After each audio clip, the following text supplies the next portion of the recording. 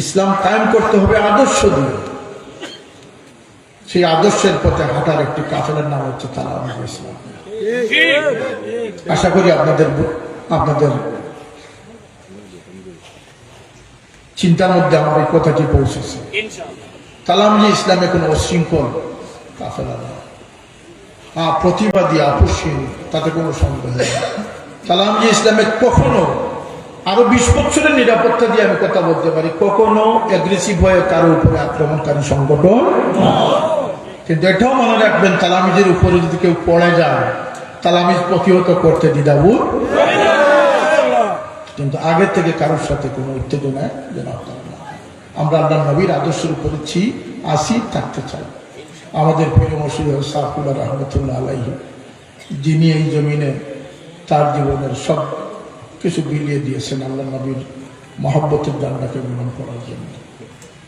আল্লাহ সেই পথে হাঁটার তৌফিক আমাদেরকে দান করুন। আজকের সম্মানিত অতিথিবৃন্দ, উলামায়ে কেরাম, মুরব্বিয়ানে আযম সহ সাংবাদিক বন্ধুগণ, আমার প্রিয় তালাওয়াত কর্মী বন্ধুগণ, যারা আমাদের আত্মার আত্মীয়, দোয়া করে আগামী দিনের এই জমিন যেন আপনাদের দ্বারা উজালা হয়। এই সমস্ত প্রতিকূলতাকে স্তব্ধ করে প্রতিকূলার মোকাবিলা করে আপনার জন্য দিনের জান্নাকে আপনার অল্প সংখ্যক কোনো খবর ছিল, কিন্তু কিয়ামত পর্যন্ত একদল মানুষ থাকতে হবে যারা সত্যের পথে অবলম্বন করে।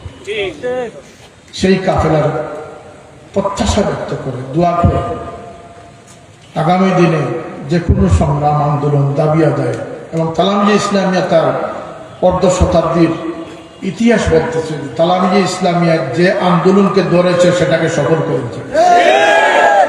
তালামিজে ইসলামের সব কথায় নাক গলায় না, কিন্তু যখন কথা বলে তখন সব দাবি আদায় করেছে।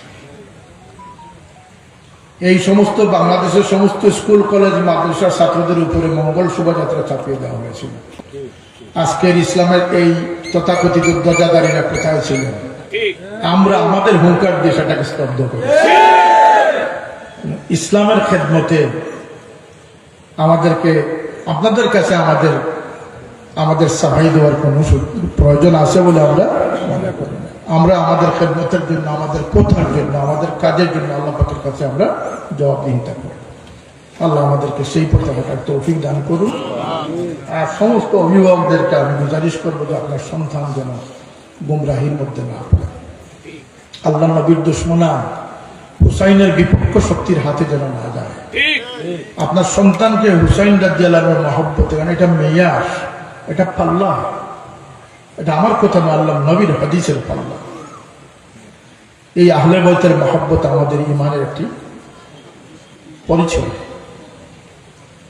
সুতরাং আপনার সন্তান যেন হুসাইন রাদিয়াল্লাহু আনহুর বিপক্ষ শক্তি না হয়।